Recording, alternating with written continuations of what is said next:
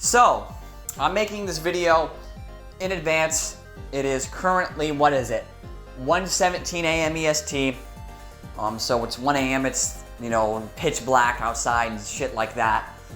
And I'm making this video about the Bears and their quarterback, Caleb Williams, because I already know he's going to shit his pants today. Cardinals, by the way, are creampuff defense. I can literally only name one fucking player.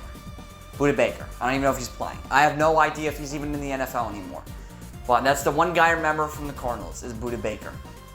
Once again, I don't know if he's playing. I don't know the status of him going into this game, but I'm assuming Caleb probably threw an interception to him today because it's something that Caleb would probably fucking do.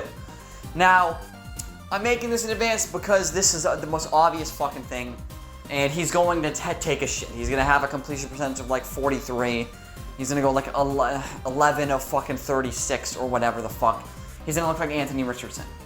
And by the way, for all you fucking dwarfs in the comments who keep bringing up advanced stats like they matter, they're arbitrary, but whatever. Here's some advanced stats for you dorks.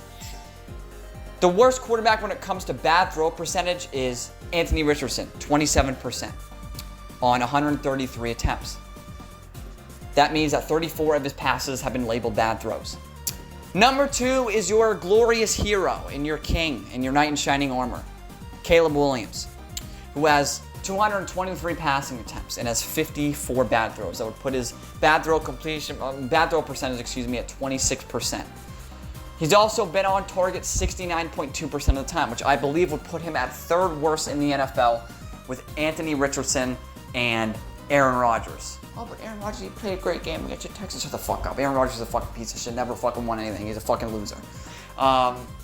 And the fact is that I proved to you that your little dork stats have no meaning. Because your dork stats say that Caleb Williams is the worst fucking starting quarterback in the National Football League. And if they had anybody who was merely competent enough to run a basic fucking offense at an NFL level under center, they would have won every fucking game.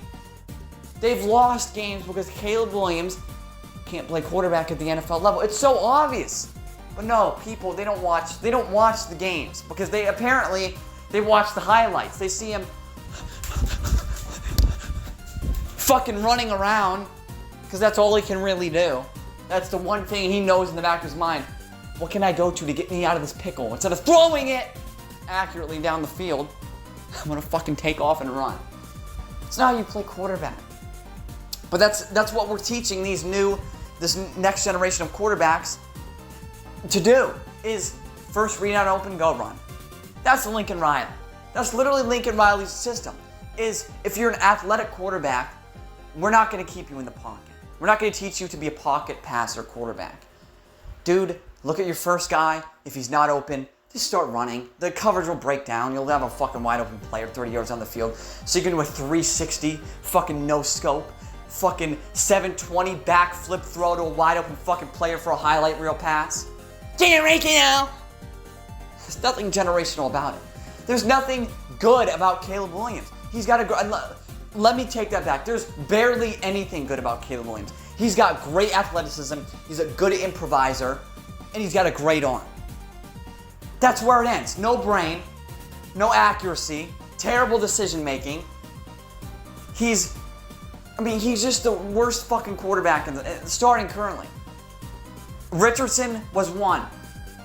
He's been dethroned now because he's on the bench. He's going to learn from Flacco. Flacco's 40 years old, by the way. He's old enough to be some of your guys' dads.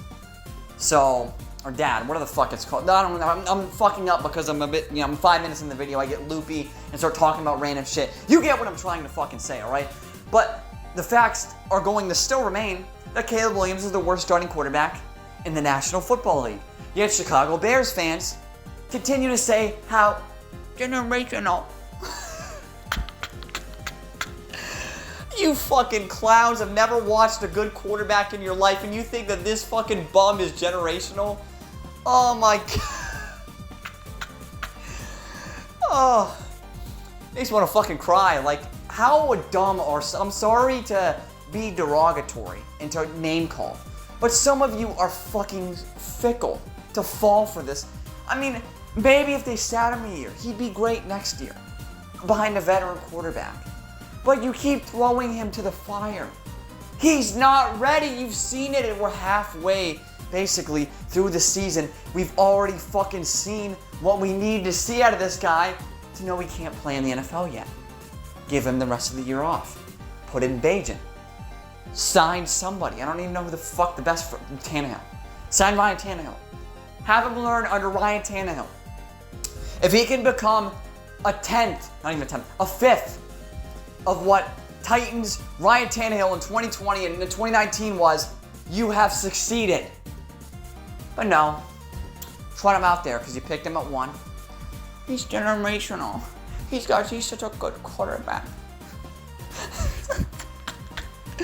Oh my goodness. It makes me laugh so much. These fucking, I do feel bad for Bears fans because they actually fell for the hype of this dude. He is Heath Shuler. He's literally Heath Shuler. This is who he is, the modern Heath Shuler. This is who you're getting. The modern Heath Shuler. Can't throw, can't read a coverage, can only run, not accurate. Shuler's arm wasn't the greatest, if we're being honest. That's the only thing that sort of separates him and Shuler is Caleb's got a great arm, Shuler had a fucking cream puff arm. So he's basically, what is he, light-skinned Heath Shuler. There he is, light-skinned Heath Shuler. That's all he'll ever be.